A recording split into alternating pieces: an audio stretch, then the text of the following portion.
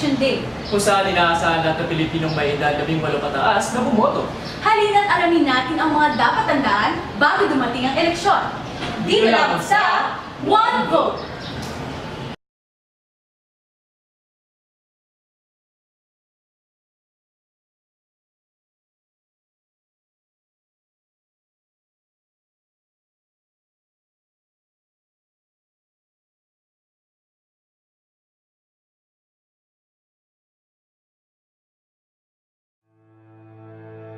Presidente, Senador, Vice Presidente, Mayor, boto.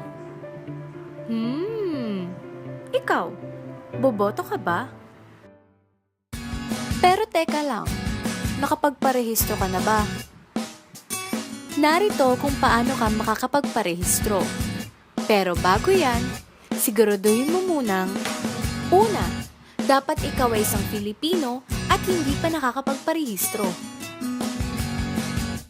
Pangalawa, dapat ikaw ay 18 taong gulang na o higit pa. Pangatlo, kinakailangang ikaw ay may 6 na buwan nang nakatira sa lugar kung saan mo napiling bumoto. Pang-apat, siguraduhin wala kang nilabag na batas. At kung ikaw naman ay tutungtong sa ika-18 taon mo bago sumapit ang ika-9 ng Mayo 2016, ay maaari ka na rin magparehistro. At para naman sa pagpaparehistro, una, pumunta sa pinakamalapit na COMELEC sa inyong lugar. Pangalawa, magdala ng valid ID na may larawan at pirma mo. Pangatlo, bibigyan ka ng 3 kopya ng application form na dapat mong fill-upan. Pang-apat, kukuhanan ka ng biometrics gamit ang voter registration machine. Pang-5, bibigyan ka ng resibo bilang katibayan na ikaw ay nakapagparehistro na. Laging tatandaan, maaari kang magdala ng employee ID, postal ID, PWD discount ID, student ID o library card, senior citizen ID, driver's license, NBI clearance, passport, SSS o GSIS, Integrated Bar of the Philippines o IBPID, PRC license, NCIP at kahit ano pang valid ID. Dapat magsuot ng may kwelyo na damit. Ayan! Oh, ano pang inaantay nyo? Tara na't magparehistro! Itong nakaraang linggo nga ay naganap na ang filing ng Certificate of Candidacy o COC. At sa bawat posisyong ating iboboto sa darating na eleksyon, ay marami tayong opsyon at mga pagpipilian. Tiyak na mahihirapan o malilito tayo kung sino nga ba ang karapat-dapat na makakuha ng ating boto. Ngunit ano nga ba ang mga katangiang kailangan nating tignan at hanapin sa bawat kandidato? Narito ang 5 katangiang kailangang taglayin ng isang mahusay na leader. Una sa listahan ay ang pagiging navigator ng isang leader. Ayon kay Ebelia Zata, ang isang leader ay may kakayahang itungo ang bansa sa isang wasto at makataong bansa. Meron siyang mga plano upang mawakasan ang paghihirap, ang problema sa edukasyon at korupsyon. Desidido din ito at mayroong kakayahang magdesisyon kapag naharap sa isang mahirap na sitwasyon. Pangalawa ay mobilizer. Ang isang leader ay may kakayahang makipagtrabaho sa iba't ibang klase ng tao at sa pagbuo ng alyansa upang makamit ang mga layunin nito. Ang isang leader ay kinakailangan din maging isang servant leader. Inuuna nito ang mga kailangan ng publiko, ika nga, a good leader must serve the people with a caring heart. Sa ganitong paraan, mas makikita ng isang leader kung ano ang mga kailangan ng publiko upang malaman ang mga aksyong kailangan niyang gawin upang malutasan ito. Sunod ay kailangan din niyang maging isang inspirational leader. Ang isang magaling na leader ay nagbibigay inspirasyon upang magkaroon ng pagkakaisa, pagtitiwala at optimismo mula sa publiko. Sa ganitong paraan, mas mahihikayat ang nasasakupan nito na tulungan siyang makamit ang mga layunin niya para sa bansa at masusuportahan siya ng mga mamamayan ng bansa. At para sa panghuling katangian, ang isang leader ay tagapangalaga ng pambansang kayamanan. Ginagamit ito ng maayos ang resources ng bansa at sinisiguradong mananatili itong nasa mabuting kalagayan. May kakayahan din siyang gumawa ng tamang desisyon para sa ikakabuti ng bansa, kahit na hindi ito sinusuportahan ng ibang tao sa kanyang paligid.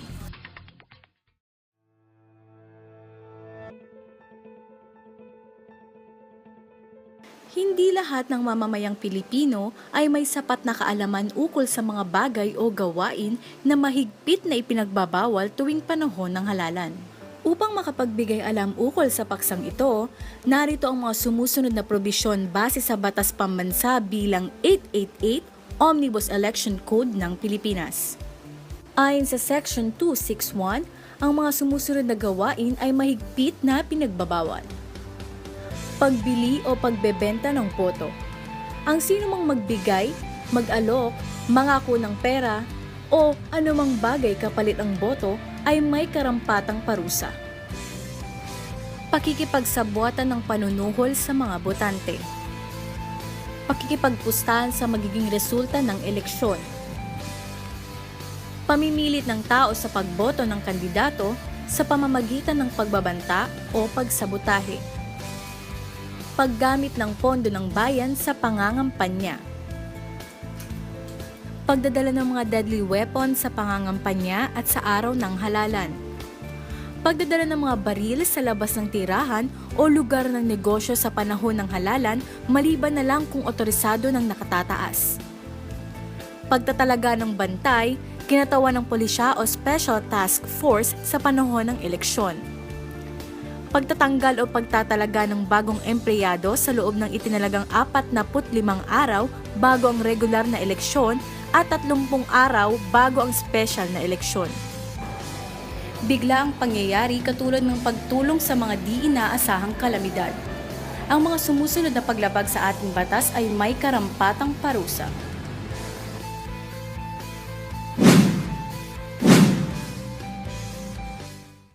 Sa nalalapit na halalan sa 2016, mayroong mga dapat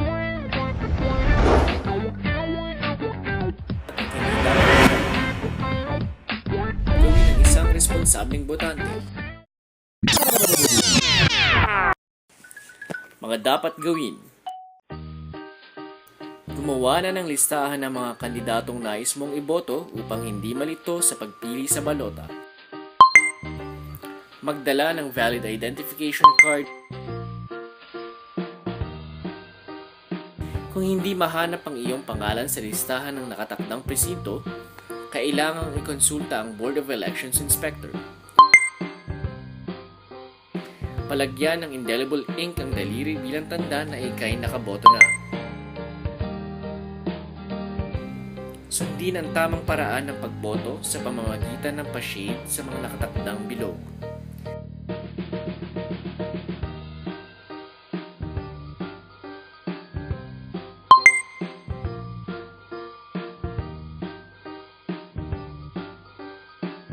Bumoto ng tama at may dignidad.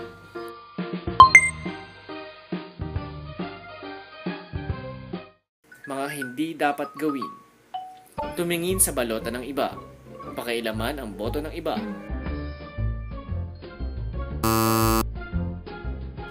bumoto ng higit pa sa nakatakdang bilang ng mga kandidato sa balota, lagyan ng hindi mahahalagang marka ang balota, luputin o gawing pamaypay ang balota,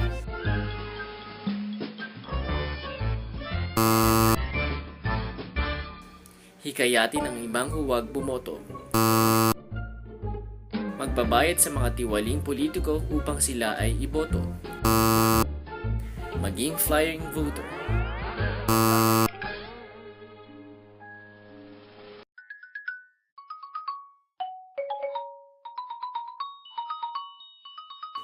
Matapos ang pagboto, ihulog ng tama ang mga balota sa PCOS machine.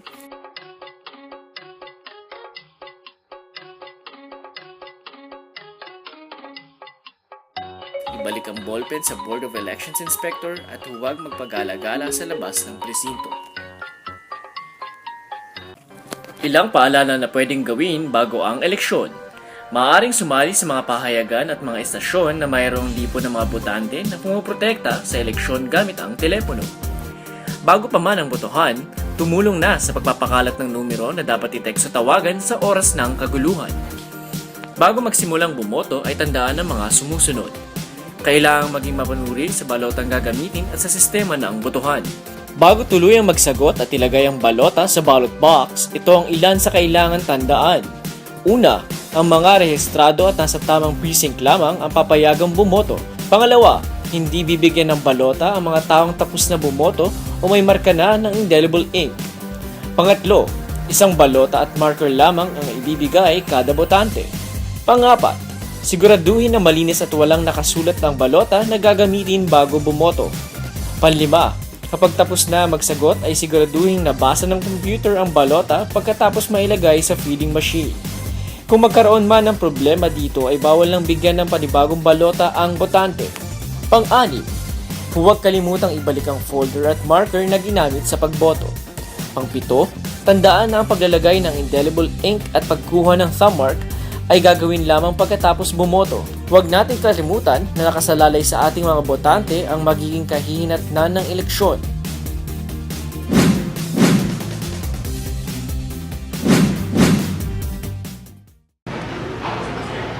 At ayan na nga ang mga dapat tandaan Huwag kalimutan ang proseso, maging mapanuri sa pagboto. at maging matalino sa pagpili na susunod na iuupo sa pwesto. Ako po si Mike Castellano. Ako si Daniel Cruz. Dito lang sa One Vote.